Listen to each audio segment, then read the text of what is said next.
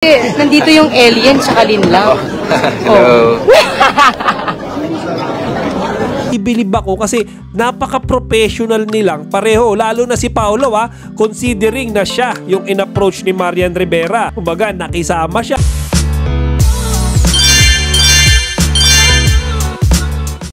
Magandang araw mga kachika! Rigel po ulit ang inyong Chika Patrol. Bago tayo magsimula mga kachika, iniimbitahan ko muna kayong mag-subscribe dito sa ating munting channel para palagi kayong updated sa mga latest at nagte-trending na mga showbiz balita. Sa unang tingin ay iisipin kaagad natin na nagko-collab si Paolo Abilino at si Marian Rivera. Yan mga kachika ay dahil sa isang video na kumakalat ngayon kung saan makikita natin ang dalawang main character sa magkaribal na serye magkasama. O mga kachika, kasi yan ay nangyari sa isang event kung saan nagkaroon ng pagtitipon ang mga veteranong artista. At present dyan mga kachika si Marian Rivera. Ngayon mga kachika siguro nangungulit etong si Marian sa kanyang pagla-live content. Iniisa-isa niya ngayon yung mga guest doon sa pagtitipon na yon. At mga kachika, kasama nga sa naispatan niya dyan ay ang isa sa pangunahing karakter sa serye na Linlang. Mga kachika, hindi pa nakontento si Marian na nakita niya si Paolo kasi nilapitan niya pa ito at nakipagkulitan. Sabihin ko sana, nandito yung alien tsaka Linlang. Hello.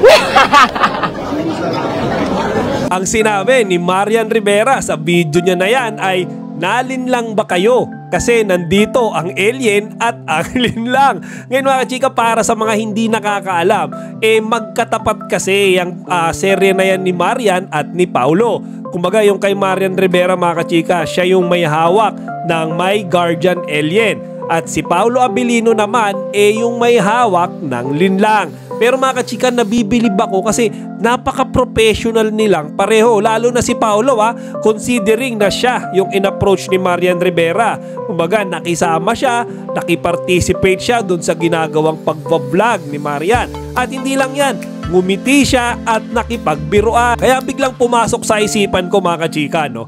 Paano kaya kung makasama ni Paolo Abilino at Kim Chiu si Marian Rivera sa isang project? Yayanigin kaya neto ang kanilang mga fans. Samantala mga kachika, bukod kay Paolo, naglibot-libot din si Marian para alam nyo yun, makipagkamustahan, makipagkawayan sa iba pang mga batikang celebrities na present doon sa event na yun.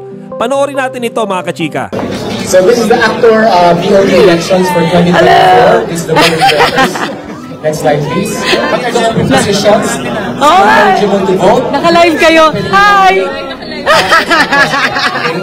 So just to be clear, yung binasa po ng Google Drive ni Miss Isa Calzado kanina, hindi po kasi iba po yun. Iba po yung nabasa niya kanina. Kasi kinikidnap po si Grace This time, this is what qualifies you as Sa balota na po siya. balota. And then of course, the process is very simple. We do it ready. So binibigay namin yung pagkakataon yun sa kanila. And of course, we always advisors. Ito yung nagtatrabaho. Ito yung nag-set up. But yung wisdom ay kinuhugot namin sa aming advisory board. No? So, ito yung outgoing. And then, next slide please. Ayan guys, thank you for watching! Live to! We will not elect these people. We will just elect the 7 board. Overall mga kachika, natutuwa ako sa ipinakitang professionalism at respeto ni Paolo Abilino at ni Marian Rivera sa isa't isa. Despite of pagiging magkatapat nung kanilang mga serye, hindi nila ginawang hadlang yun para makipagkulitan at kamustahan sa isa't isa. Kaya mga kachika, sumagi din ba sa isip nyo ngayon na sana'y magkaroon ng project ang Kim Pao kasama si Mrs. Marian Rivera Dantes? Kung oo, ilagay nyo lang dito sa comment section para malaman natin kung marami ang interesado. Chika Patrol signing out!